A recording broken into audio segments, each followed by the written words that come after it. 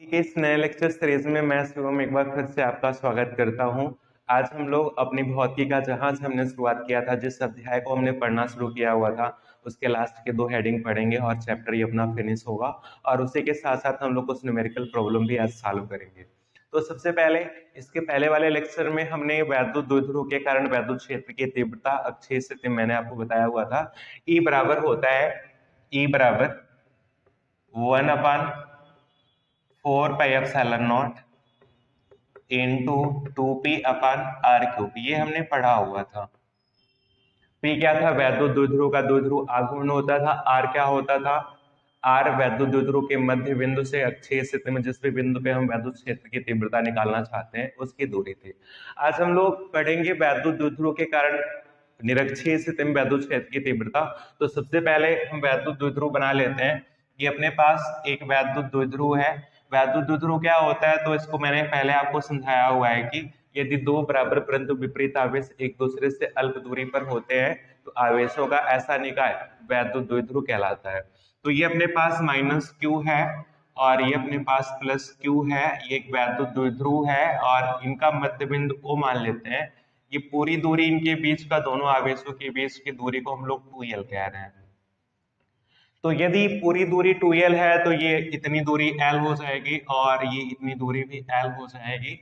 अब इसके मध्य बिंदु से हम निरक्षीय स्थिति में, मतलब निरक्ष पे हम एक बिंदु P ले रहे हैं। इस बिंदु P पर इस आवेश के कारण, दोनों आवेश के कारण अलग अलग तीव्रता आएगा। उन तीव्रताओं की दिशाओं को हम ध्यान में रखते हुए उनका परिणामी निकालेंगे। जो परिणामी आएगा वो वैद्युत द्विध्रुव के कारण निरक्षीय स्थिति में वैद्युत क्षेत्र की तीव्रता कहलाएगा। तो ये L है और ये R दूरी पे हम मान रहे हैं। तो ये आपका ये दूरी और ये दूरी कितना होगा? तो आप कहेंगे सर ये इस समकोण त्रिभुज का एक कर्ण बनेगा और ये भी इस समकोण त्रिभुज का एक कर्ण बनेगा। तो कर्ण बराबर होता है √ लंब का स्क्वायर प्लस आधार का स्क्वायर, या आधार का स्क्वायर प्लस लंब का स्क्वायर। तो ये हो जाएगा L² प्लस R² रूट में, और उतनी ही दूरी ये भी होगा रूट में L² और ये plus R², L² plus R²। ये एंगल हम मान लेते हैं थीटा है और ये भी एंगल थीटा है। अब ध्यान दीजिएगा, किसी बिंदु आवेश के कारण वैद्युत क्षेत्र की तीव्रता E बराबर 1/4πε0 इंटू q/r²। तो अगर हम इस -q के कारण इस बिंदु P पे तीव्रता देखना चाहेंगे तो तीव्रता वो E1 अगर माने तो उस E1 की दिशा आपका ये होगा। ये दिशा हम कैसे बना ले रहे हैं? तो हम कहेंगे इस पे हम एक टेस्ट चार्ज रखेंगे।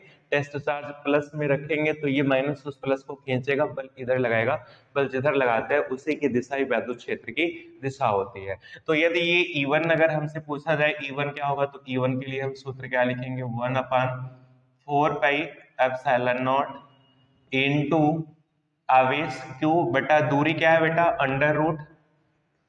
√L² प्लस R² इस पूरे का स्क्वायर। तो ये बराबर रूट स्क्वायर से रूट आपका हटेगा तो 1/4πε0 इंटू q/L² प्लस R²। ये E1 की डायरेक्शन ये होगी, यानी हम कह लें कि P से अगर हम ये वैद्युत द्विध्रुव का नाम दे रहे हैं AB, तो डायरेक्शन क्या हो जाएगा? डायरेक्शन हो जाएगा P से A की ओर,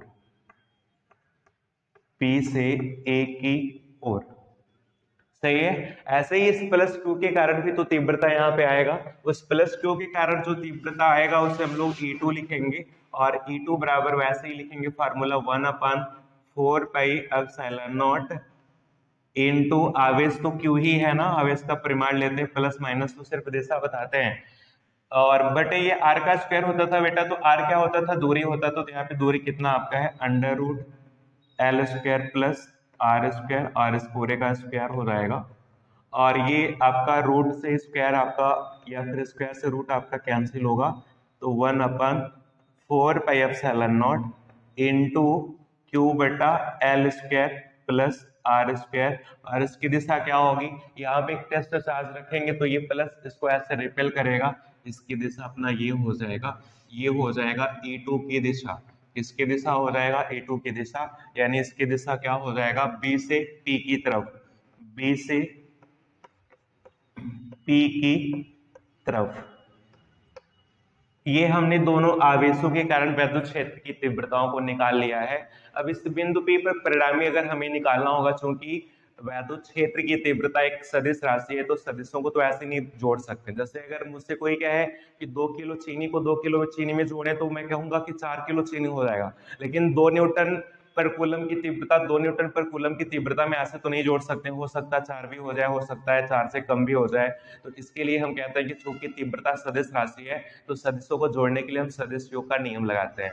सही है। चले, किसी भी सदिश का 2 घटक होता है, एक क्षैतिज होता है और एक ऊर्ध्वाधर होता है। तो ध्यान दीजिएगा, अगर इस E2 को हम लोग 2 घटक में वियोजित करेंगे, अभी यहाँ पे हम ये x मान लें और ये हम ऐसे लंबवत y मान लें, तो इस E2 का एक घटक, ये कोण अगर थीटा है, तो इस E2 का एक घटक ये अपना इस पे आएगा E2 cos थीटा, E2 नहीं सॉरी, ये E2 sin थीटा आएगा। इस E2 का एक घटक लंबवत घटक में sin ऐड होता है, तो ये अपना हो जाएगा E2 sin थीटा।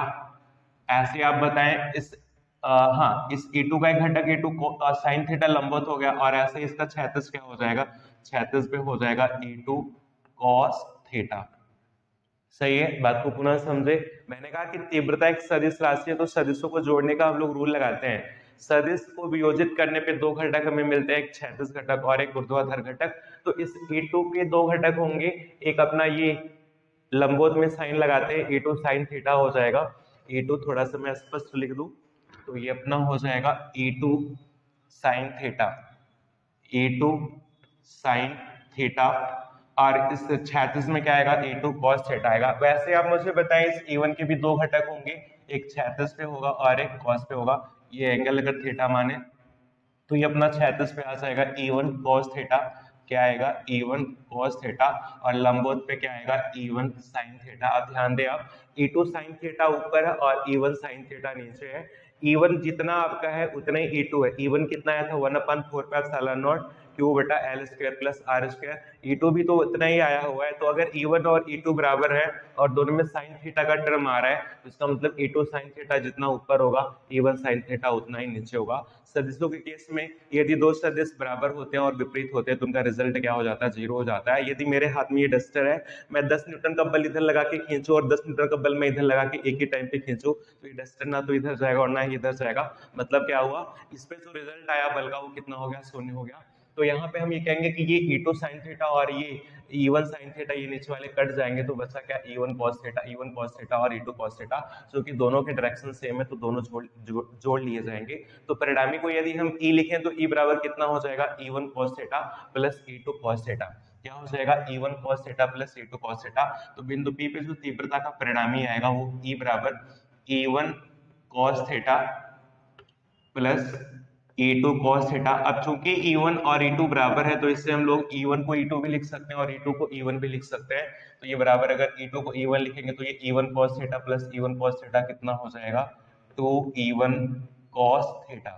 E1 की वैल्यू अगर हम लोग पुट कर दें, तो 2E1 की वैल्यू कितना आपका है, E1 की वैल्यू देखें 1/4πε0 into Q by L square plus R square, और साथ में cos थीटा का टर्म। ये E की वैल्यू यहां से निकल के आ रहा है। E क्या है, बिंदु P पर परिणामी वैद्युत क्षेत्र की तीव्रता, बिंदु P पर परिणामी वैद्युत क्षेत्र की तीव्रता। तो ये यहाँ पे अभी cos थीटा मुझे हटाना है, ध्यान दीजिएगा। अगर हम किसी भी समकोण त्रिभुज में cos थीटा लगाते हैं, तो cos थीटा क्या होगा, आधार बटा कर्ण होगा। और आधार अगर हम इस समकोण त्रिभुज में cos थीटा लगाएंगे, तो cos थीटा आधार कितना होगा, L होगा, कर्ण कितना होगा, √L square plus R square. तो यहाँ पे हम लिख सकते हैं, एक मिनट थोड़ा सा पहले मैं ये बाउंड्री बना लूं। चले, तो cos थीटा क्या लिखेंगे हम लोग, cos थीटा लिखेंगे आधार यानी L और बटा कर्ण यानी √L square plus R square, √L square plus R square. वैसे हम इसको ऐसा लिख सकते हैं, L बटा में L square plus R square की पावर 1/2, रूट का मतलब होता है पावर 1/2। ये cos थीटा की वैल्यू आया हुआ है। तो ये cos थीटा हम लोग यहाँ पे भरेंगे, cos थीटा हम लोग यहाँ पे भरेंगे। तो अभी हम ये स्पेस हटा रहे हैं, इतना आप समझ लिए होंगे। चले,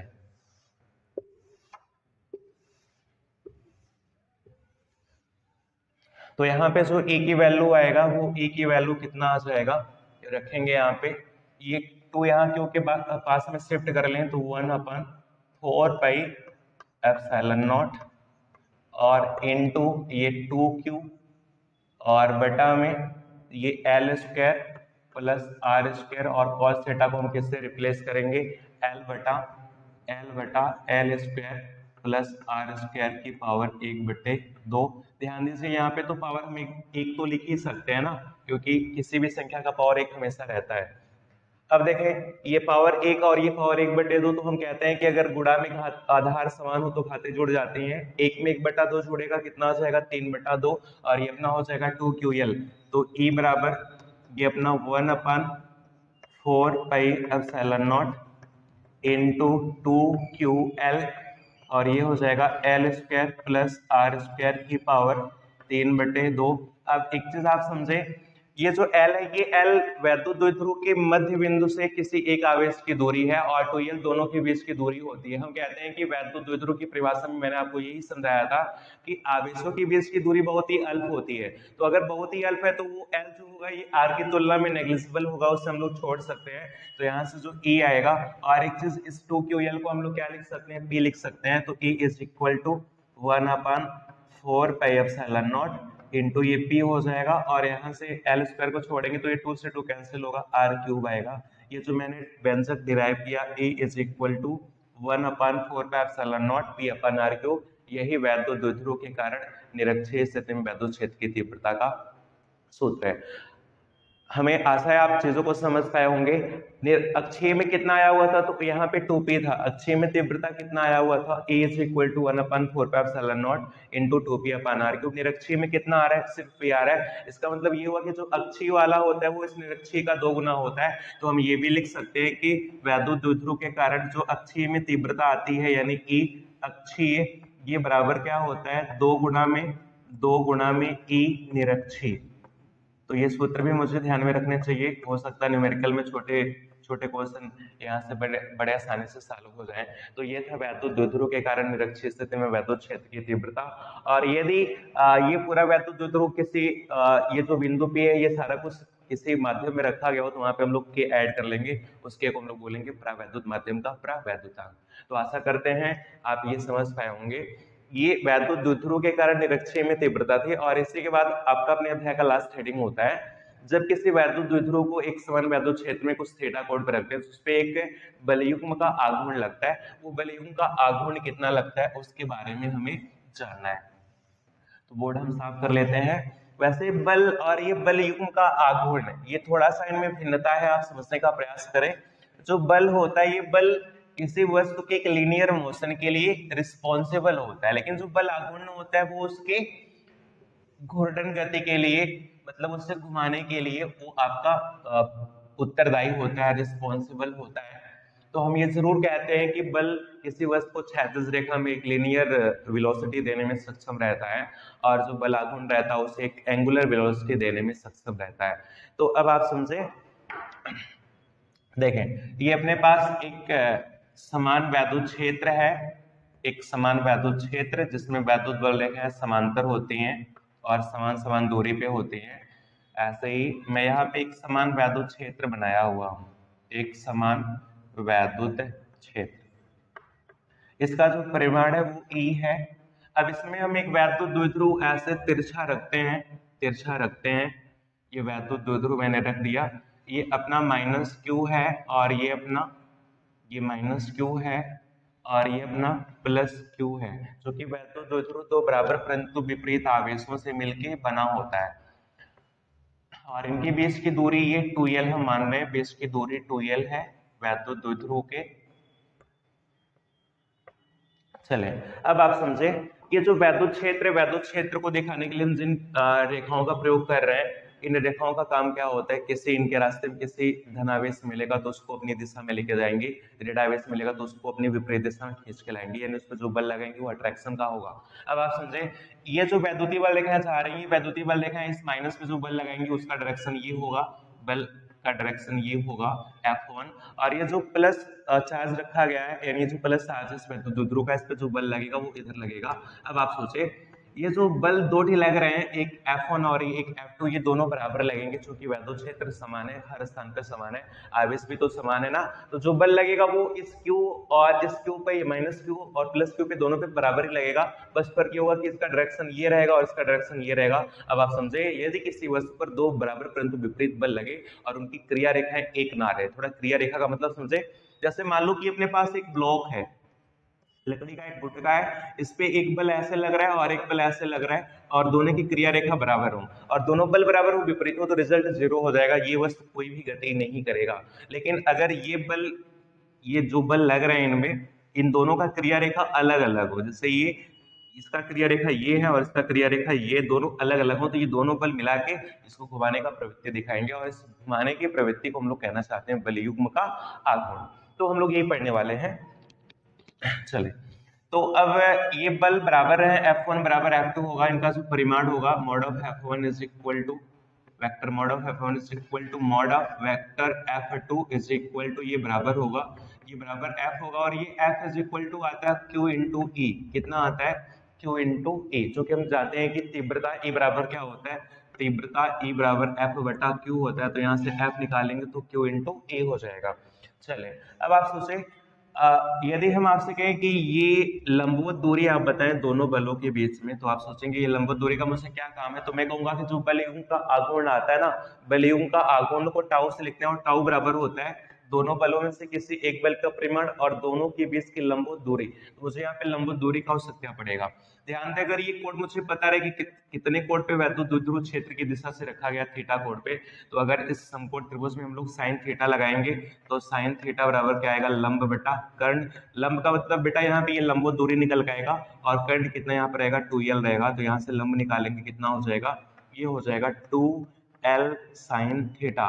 तो अब समझे, जो बल आघूर्ण आता है, बल आघूर्ण को टाउ से रिप्रेजेंट करते हैं, टाउ बराबर होता है दोनों बलों में से कोई एक बल का परिमाण, तो परिमाण तो दोनों के समान ही है, Q इंटू E, और गुणा दोनों बलों के बीच की लंबवत दूरी, तो लंबवत दूरी कितना निकाला मैंने, 2l sine theta, 2l sine theta. तो यहाँ से टाउ बराबर कितना हो जाएगा, ये Q और ये 2l मिला के 2ql हो जाएगा, ये हम लोग कहते हैं P, और ये E और ये आपका साइन थीटा। तो टाउ बराबर पीई साइन थीटा, यही वैद्युत द्विध्रुव पर लगने वाले बलयुग्म का आघूर्ण है। अब आप सोचे, इस टाउ में साइन थीटा का टर्म आ रहा है और साइन थीटा की वैल्यू भी तो चेंज होती है ना, अगर साइन थीटा की वैल्यू चेंज होगी तो टाउ का भी वैल्यू चेंज होगा। साइन में जो सबसे बड़ा मान होता है वो होता है साइन 90 का, इसलिए टाउ का जो सबसे बड़ा मान होगा वो कितना होगा, 90 पे होगा। तो हम ये कहेंगे थीटा बराबर 90 पर, थीटा बराबर 90 डिग्री पर जो टाउ की वैल्यू आएगा वो टाउ मैक्सिमम आएगा, कितना आएगा, टाउ मैक्सिमम। तो टाउ मैक्सिमम कितना हो जाएगा, पीई हो जाएगा। यही वैद्युत द्विध्रुव पर लगने वाले बलयुग्म का आघूर्ण है, जब वैद्युत द्विध्रुव क्षेत्र से कुछ कोण पर रखा गया हो, लंबवत रखा जाएगा तो टाउ मैक्सिमम होगा, उस टाइम बलयुग्म कितना आएगा, पीई आएगा। हम आशा करते हैं आप इन दोनों हेडिंग को समझ पाए होंगे। तो आज के लेक्चर में हम बस यहीं तक करते हैं, इसके आगे के लेक्चर में अब हम लोग शुरुआत करेंगे न्यूमेरिकल्स प्रॉब्लम, यानी अंकित सवालों को सॉल्व करेंगे। तो ये वैद्युत द्विध्रुव पर लगने वाला बलयुग्म का आघूर्ण था और इसके पहले वैद्युत द्विध्रुव के कारण निरक्षीय स्थिति की तीव्रता का सूत्र, जो कि हमने डिराइव किया, और ये भी सूत्र हमने डिराइव किया। तो आज के लेक्चर में बस इतना ही। आप मुझे जरूर बताएं कमेंट करके, चैनल को लाइक करें, सब्सक्राइब करें, कमेंट जरूर करें, बताएं क्या चीज ठीक है, क्या चीज और करना चाहिए जिससे और बेटर हो सके। तो आज के लेक्चर में बस इतना ही, धन्यवाद।